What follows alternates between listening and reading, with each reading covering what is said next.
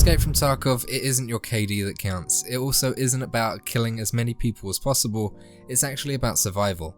If you don't survive, then you lose everything, and if you do this consistently, then you'll more than likely have no money and no gear in your stash, turning you into a hatchet-running recluse who hates playing the game but can't stop because it's more addicting than crack. Let's make sure you don't become one of those people, shall we? In this video, I'm going to be going over some tips that I can give you to survive more of your raids and more of your firefights without telling you to simply not engage anything and hide in a bush for 20 minutes before looting, because we're all better than that, right lads? Firstly, you need to know when to take a firefight and also when to leave and disengage from one. You certainly don't need to take every firefight you can, as the more engagements you take, the less likely it is that you're going to survive. You need to pick your fights well in Tarkov and try to get the jump on someone. If you can get some shots down range and they're accurate, you'll be able to take out a couple of targets that are in a group before they even know that they're being engaged from. And that's if it's a team. If it's just a solo person, you can end a firefight straight away without risking your PMC's poor life. Obviously, it's not always that you're going to be getting the jump on someone. Sometimes people will be getting the jump on you, and this is okay as long as you know how to deal with the situation. Stay on the move, act like a shark and never sit still. It's harder to hit a moving target than it is to hit someone standing around in an open field jerking his todger. You also need to keep your head on a constant swivel and keep an eye out of your surroundings. If you do get shot, you'll more than likely be able to see where you're getting shot from and reposition to cover and start returning fire. If you do get shot at, never stand still and try to get a shot on them. You'll have to line up your shot, range it and be accurate, and at that point you have to remember they've already done all of that. They're engaging you, so don't stop and stand still, because it's just going to make their job a hell of a lot easier in killing you. If you do get engaged, keep moving and start throwing the occasional serpentine maneuver in there and get to the nearest hard cover available. From here you need to make a quick decision, and that is whether or not you want to stay in this firefight or run away. Usually you would want to fight back, but consider this: are you getting shot at by more than one person, and are you outnumbered? And do you also know where you're being shot at accurately? If you are outnumbered and you don't know where you're being shot from, then I would seriously consider running between cover and trying to get out of there as soon as possible, because engaging someone where you don't know how many people there are, or engaging someone where you don't know where they are, is a serious disadvantage for you to win that firefight. Now my next tip kinda links into knowing what firefights to engage, and that is not to shoot on sight on an enemy straight away. Track them for a little bit, especially if they don't know where you are. The amount of times I've made this mistake is crazy, and the majority of the time I do, I regret it instantly. This is because you don't know whether or not there's another teammate trailing 10 to 15 meters behind them. If there is and you engage the person at the front, you'll have a surprise when his teammate or teammates flank up behind you and shoot you in the ass.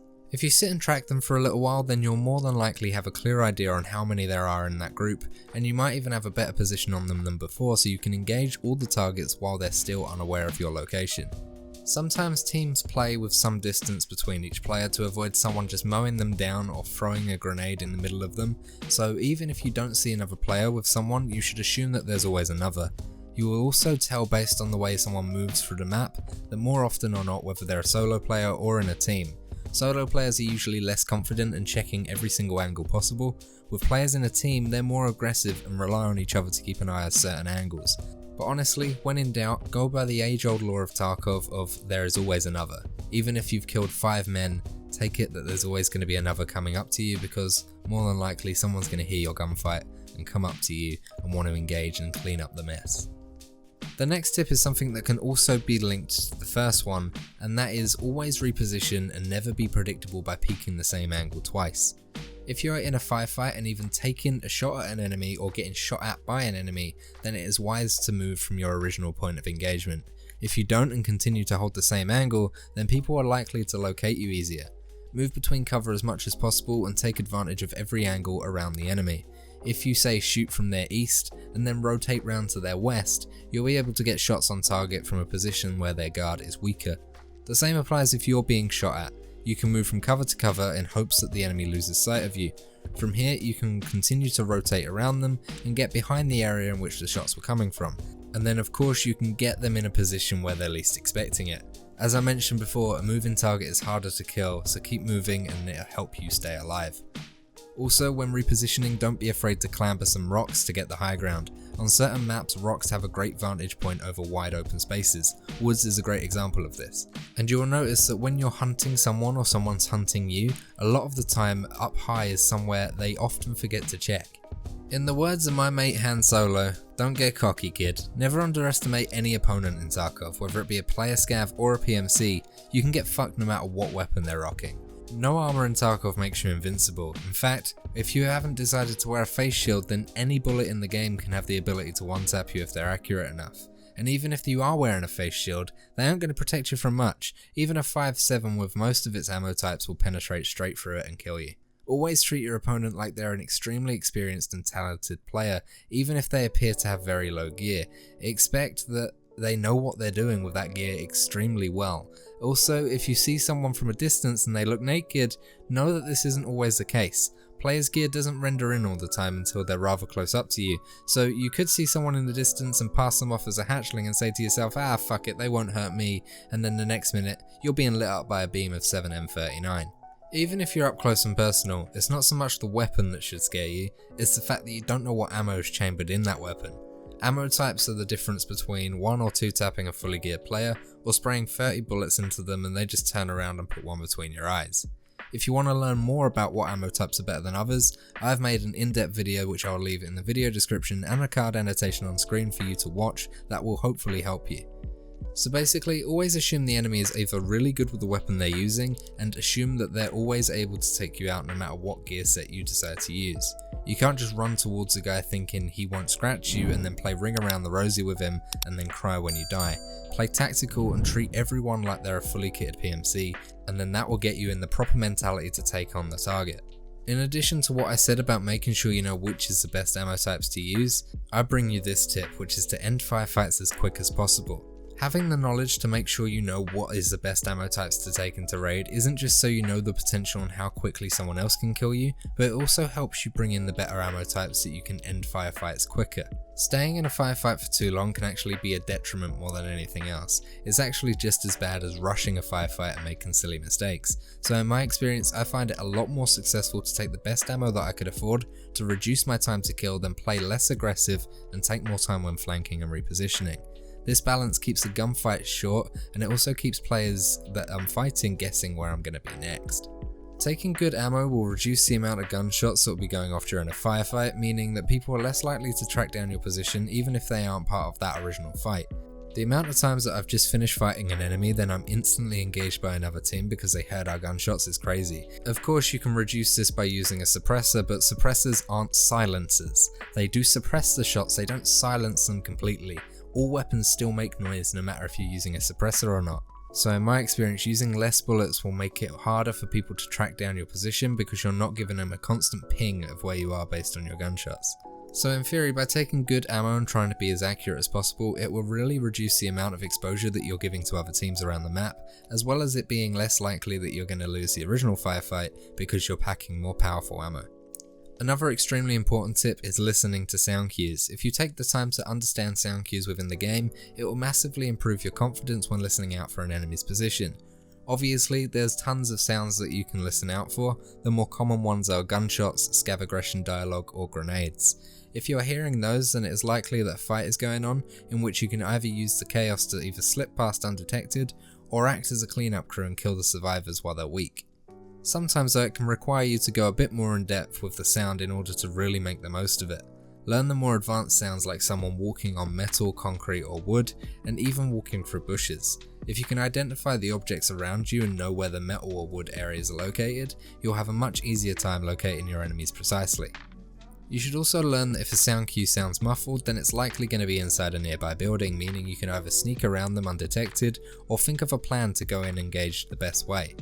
And also you can learn how quiet and loud a sound is to help identify how far away it is from you.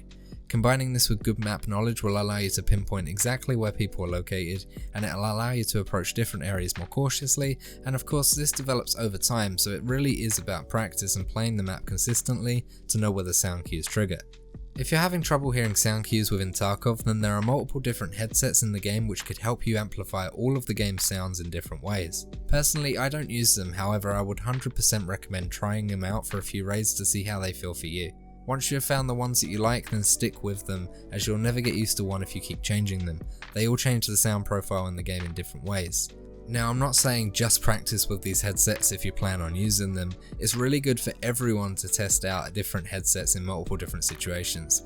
It will give you an idea on what the enemies can hear if they are using them, so it will make you aware that if you're sneaking up on someone trying to be as quiet as possible, then it may still be audible for someone wearing headphones. Stamina plays a major role within Tarkov, and this brings me on to my next step, which is to keep an eye on your stamina bar. There is nothing worse than running either away from someone or nearing an extract and you're just panting like a 70-year-old after a hefty masturbation sesh, out in the open with nowhere to go, just waiting for that stamina bar to slowly climb back up just so you can run somewhere with a bit more cover. You need to make sure that you have at least a quarter of your stamina bar left for emergencies, because if you do start getting engaged, at least you should have enough stamina to be able to get to some form of cover. Also, if you keep burning out your stamina bar over and over again, then your character will start to fatigue, meaning your energy and hydration both start to deplete faster, which is never ideal if you'd like to stay in a raid for a longer period of time. You should also never get greedy to the point that you're piling tons of stuff into your character's backpack and trying to extract with every bit of loot on the map, because now the weight system is really going to limit how much a single person can carry.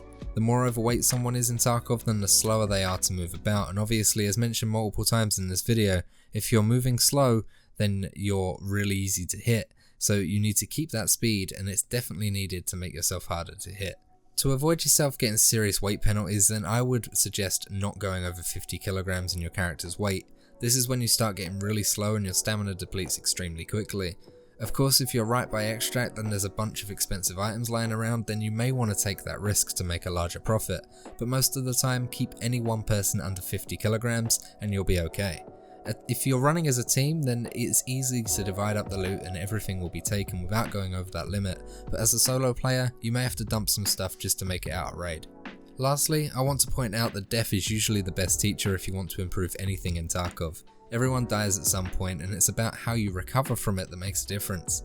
Don't get disheartened and learn from your mistakes, and over the time, you will start to notice just how different you can play. And that's all my tips for you guys. If you have any others that I haven't mentioned, then let me know down below in the comment section, and we can start a discussion down there. And lads, this ain't Reddit, so let's be nice to each other, yeah?